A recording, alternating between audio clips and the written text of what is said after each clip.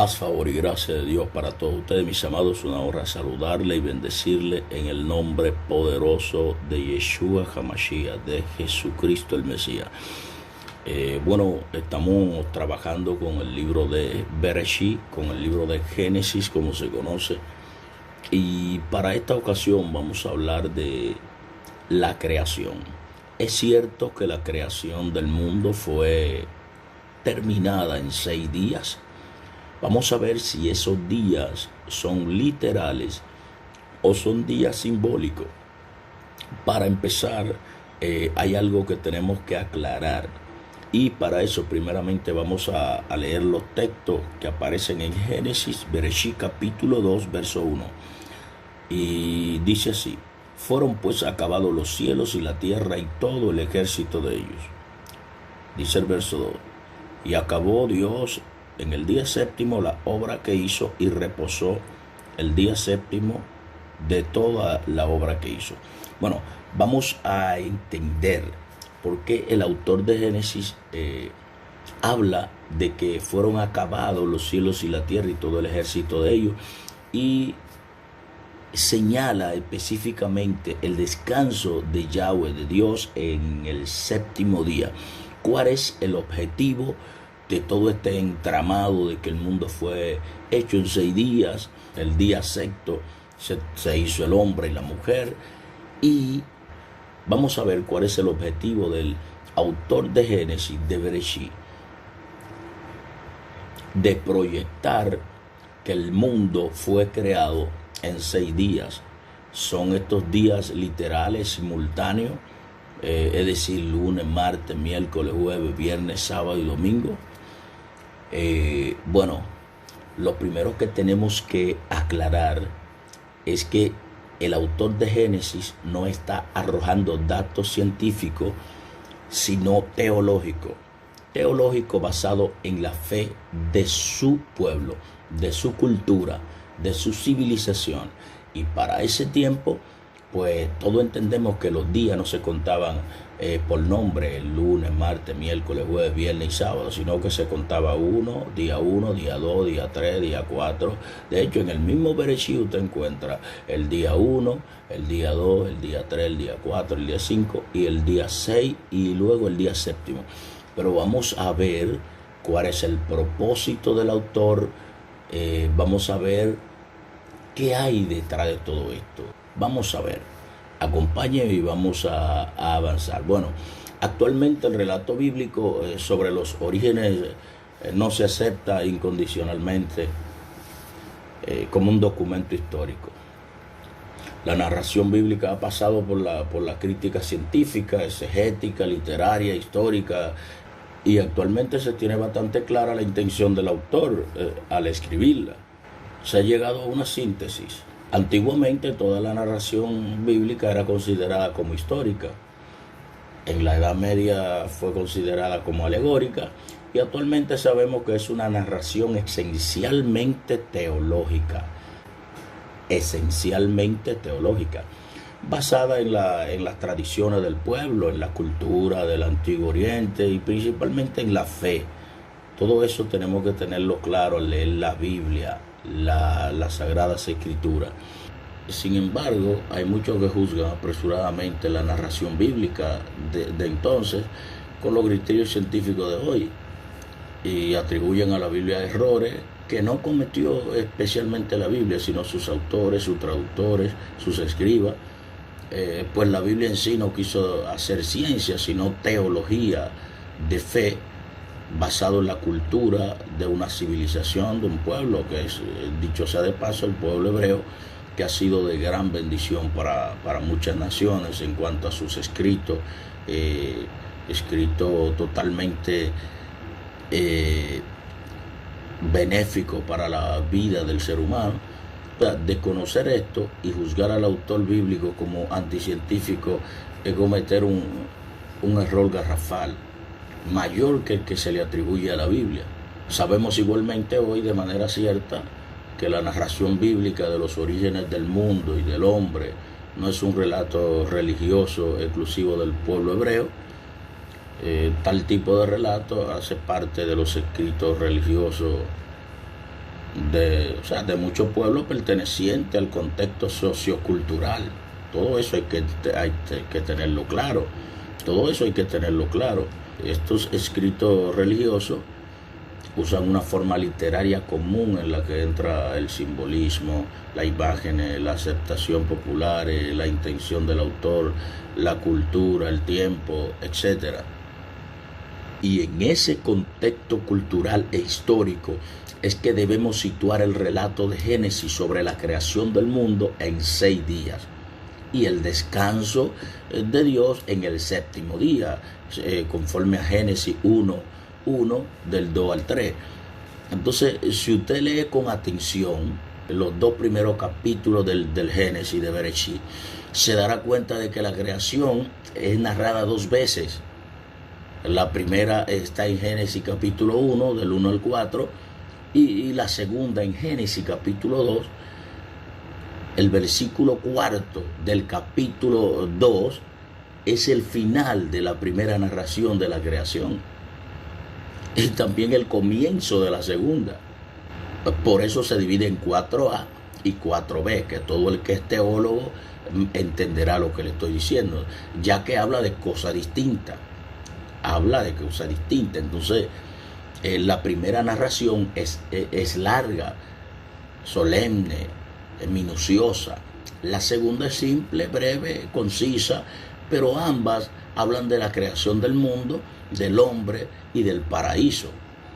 Porque aparecen 2 narraciones de la misma creación y una es distinta a la otra. Bueno, porque fueron elaboradas en épocas diferentes, por personas diferentes, con intenciones diferentes, y más tarde fueron unidas en una sola narración porque se complementaban. La primera narración de Génesis capítulo 1 la escribió un grupo de sacerdotes, y la segunda, Génesis capítulo 2, fue escrita por gente de la base del pueblo.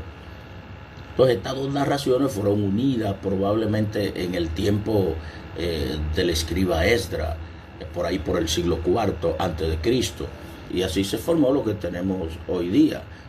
Eso aparece en Nehemías capítulo 8, lo puede usted buscar. Entonces, la intención de cada grupo al componer la narración de la creación era distinta. ¿Por qué era distinta? Bueno, el relato de la creación en 6 días y el descanso de Dios hace parte de la narración del primer grupo, el grupo sacerdotal. Su intención era ¿cuál? Su intención era naturalmente religiosa y litúrgica. Naturalmente religiosa y litúrgica, y eso lo podemos ver hasta el sol de hoy en la liturgia del pueblo hebreo, de la cultura hebrea. ¿Cuándo se compuso este relato de Bereshit de que el mundo se había creado en 6 días? Los sacerdotes compusieron ese relato en el tiempo en el que los hebreos estaban en el exilio de Babilónica, por ahí por el 587, 539 a.C. Esta situación de exilio influía mucho en la vida de todos, porque el pueblo estaba fuera de su patria, sin rey, sin sacerdote, sin templo, rodeado de ídolos, y era presionado para abandonar su propia fe y adherirse al dios Marduk, que era el dios de ese tiempo en Babilonia. Pues ante tal situación, ¿cómo mantener la fe, la vida religiosa? ¿Quién era más poderoso, Marduk, el dios de Babilonia, vencedora, o Yahweh, el dios liberador del pueblo vencido que está actualmente en cautiverio? ¿Qué clase de liberación era esa? Entonces, ante tal estado de ambigüedad y de desánimo, apareció la narración sacerdotal que tenemos en Génesis capítulo 1, y no aparece con la finalidad de arrojar datos científicos, sino con la finalidad religiosa específica. ¿Cuál era? Mantener la fe del pueblo, dar sentido a la vida, suscitar la esperanza en el regreso a su patria. Entonces los sacerdotes parten desde este principio, desde esta premisa. Israel recibió la promesa de Dios en Abraham y los patriarcas, y tienen la herencia de del pasado. Si ahora está en el exilio es porque se apartó de Dios, pero si se vuelve de nuevo a Dios y permanece fiel, todo puede ser construido. Habrá nuevamente nación, rey, templo y sacerdote.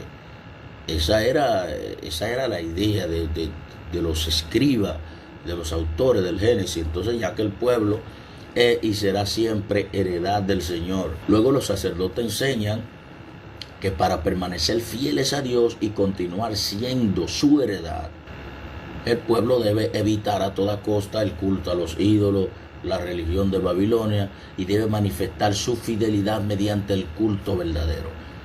Todo esto uno no lo va a entender simplemente leyendo la Biblia, sino estudiando, escudriñando, porque ya cuando tú estudias, tú puedes entender por qué se escribió tal cosa, para qué, dentro de todo el engranaje bíblico.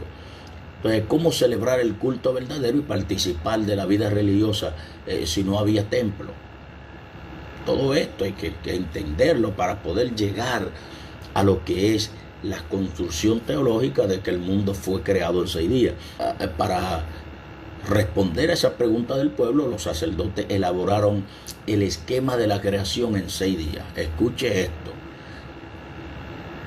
Y el descanso de Dios en el 7º día. ¿Por qué los sacerdotes elaboran esto? Bueno, su intención no fue científica, ni quisieron afirmar que el mundo fue creado en 6 días simultáneos, en 6 días literales de 24 horas, ni en 6 periodos de tiempo, tampoco. Su intención era religiosa, fundamentar del 7º día como día de descanso y de culto a Yahweh, a su Dios. Si Dios descansó el 7º día, también el pueblo debe descansar el 7º día, el Shabbat. Entonces debe reunirse en comunidad, oír y estudiar la palabra de su Dios y cultivar su fe. Aquí nos damos cuenta, conociendo todo esto, nos damos cuenta que el relato no es histórico, sino esencialmente teológico y de fe. El Dios Todopoderoso que creó todas las cosas, creó también al pueblo de Israel y conserva a su pueblo aún en el exilio. El pueblo de Dios no desaparecerá, regresará a su tierra, a su patria, construirá su templo. Por eso es necesario desde ahora mantener la fe y ser fiel a Yahweh. Eso era lo que consideraban los sacerdotes dentro de la cautividad, y por eso esta construcción. Entonces el descanso de Dios no es un relato físico, sino un esquema literario para traducir una verdad teológica. Eso hay que tenerlo claro. Entonces, vemos aquí que la observación del Shabbat, del día de reposo, como día del Señor, fue creado para reunir al pueblo y mantener la fe en su Dios. Entonces, cuando el autor de Génesis plantea este punto de que el mundo fue terminado en 6 días, y en el 7º día descansó, es un esquema literario, artificial, hecho para desembocar en el Shabbat, 7º día. Entonces el orden de la creación es descrito por el autor experimentalmente, según la observancia natural de cada día. No está interpretando, el autor no está interesado en discutir si las plantas deben estar antes que el sol, como dicen los científicos, o después. Habla de lo que ve en su experiencia. Es como también nosotros decimos que el sol se levanta, se pone, gira sobre la tierra, cuando la ciencia dice todo lo contrario. Entonces, con su esquema, el autor no está arrojando datos científicos, está afirmando solamente que Dios fue quien hizo el sol y las plantas. Habla de la creación según la observancia diaria, para crear cosas, para crear las cosas que se necesitaban, tener claridad, luz. Génesis 1:3 dice que hay tierra y agua. Génesis 1:6-10, que existen los árboles, las hierbas, las semillas. Génesis 1:11 al 13, sol y luna, día y noche. Génesis capítulo 1, 14 y 19, animales, aves, peces. Génesis capítulo 1, 20 al 26, dice que el hombre domina la naturaleza y a los animales, que ama y engendra hijos, y que el hombre es un hecho a imagen de Dios, a imagen y semejanza, no por su aspecto físico, sino por la capacidad intelectual de crear, de hacer, ordenar, formar familia. Y por lo tanto son 6 días de creación. Y el séptimo, Dios descansó. El autor arroja luz. Si Dios termina el mundo, la creación, en 6 días, arrojando datos teológicos, no científicos, para la construcción del Shabbat, entonces el hombre, como imagen de Dios, también debe descansar, observar el Shabbat, celebrar el culto y guardar su integridad religiosa. Todo esto, entonces, el esquema del autor no es científico, sino artificial, teológico, de fe. Entonces, su intención no era hacer historia, sino teología. Y hay que entender todo esto. O sea, para entender todo esto, nosotros tenemos que estudiar. No lo vas a ver literalmente estudiándolo en la Biblia, como usted lo estudia, leer la Biblia simplemente, sino estudiar, porque para todo hay que estudiar. Para conocer, para ser cirujano hay que estudiar, para ser profesor hay que estudiar, para ser futbolista hay que entrenar, para ser beisbolista, basquetbolista, cualquier deporte hay que entrenar fuerte, trabajar duro. Pero tenemos un pueblo cristiano que quiere enseñar la Biblia sin estudiarla, simplemente leerla, y así usted no va a entender la Biblia. Hay que entender que la Biblia fue hecha en diferentes épocas, por diferentes ocasiones, por diferentes situaciones, que el pueblo hebreo se vio obligado aún a memorizar la Biblia, aún a memorizar la Torá. Por eso está la ley oral, la ley escrita, para que el pueblo de Israel, en cualquier situación que se viera, pues mantuviera su religión, mantuviera su fe en alto, le fuera fiel a Dios. Es real que Dios es el creador del mundo. Es real que Dios creó el hombre y la mujer. Es real, no podemos negar que Dios fue el que creó todas las cosas. Pero no podemos ser ignorantes ante una realidad. El mundo no fue terminado en 6 días literales, sino en un periodo de tiempo. De hecho, en Bereshit capítulo 1 dice que en el principio creó Dios los cielos y la tierra, pero no dice en qué principio. No podemos decir, esas fechas se pierden con el tiempo. No podemos decir, no, que el mundo tiene 5.000 años, que el mundo tiene 5.782 años. No podemos decir eso, eso no son datos científicos.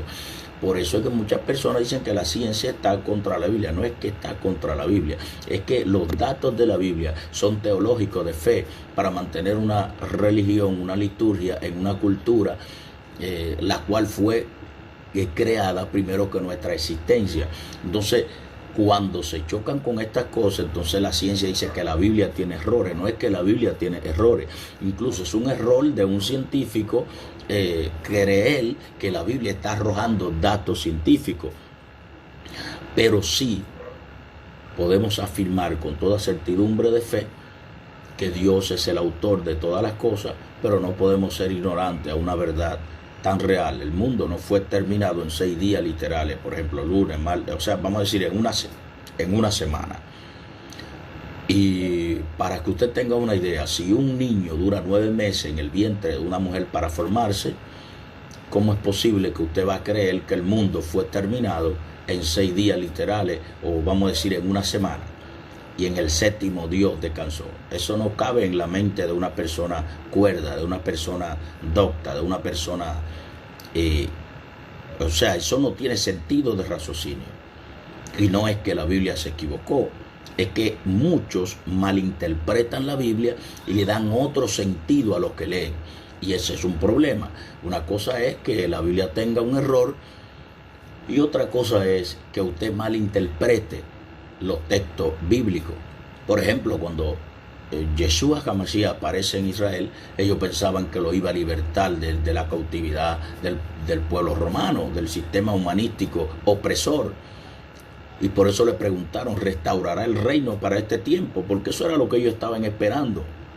Pero Cristo le dice, no le toca a ustedes saber el tiempo ni las sazones, que el Padre puso en su sola potestad. Y le habla, pero él dice, recibirán poder. En otras palabras, ustedes están esperando a alguien. Juan le manda a preguntar, ¿eres tú? Esperamos a otro. Porque Juan estaba interpretando que él vino a libertar a los presos, a abrir la puerta a los presos, como dice Isaías 60, verso 1. Y Juan está preso, su primo, y no le ha abierto la puerta de la cárcel. Entonces le manda a preguntar, ¿eres tú? Esperamos a otro. Pero Jesús le dice, los ciegos ven, los cojos andan, los leprosos son limpiados, los enfermos son resucitados, y se está predicando el evangelio. Con esta respuesta Jesús lo que le está diciendo, yo no vine a libertar a nadie de la cautividad del pueblo romano. Yo vine a libertar a la gente de la opresión del diablo, de la opresión de Satanás, de la opresión del enemigo. Bueno, mis amados, esto ha sido todo por este tiempo. Hemos dejado claro con todo este estudio que el mundo no fue terminado en una semana, como muchos piensan, sino que es una idea del autor para establecer un culto en medio de un exilio donde están sin rey, sin templo y no están celebrando culto. Entonces él elabora estos escritos para que el pueblo pudiera mantener la fe aún en medio del exilio. Sabemos que Dios fue el creador de todas las cosas, pero hay fechas que no coinciden, que no podemos, o sea, que son inaceptables. Cuando la malinterpretamos, entonces estamos pensando que hay errores, pero el error lo estamos cometiendo nosotros, porque una cosa es la intención con la cual el autor de un texto, de un capítulo, escribió, y otra cosa es la intención con la cual usted lo está leyendo y la interpretación que usted le está dando, que son cosas muy diferentes. Entonces, Dios me lo bendiga, Dios le guarde. Ha sido una honra compartir con usted esta poderosa palabra. Somos arraigados a Cristo, un ministerio escogido por Dios para bendecir naciones.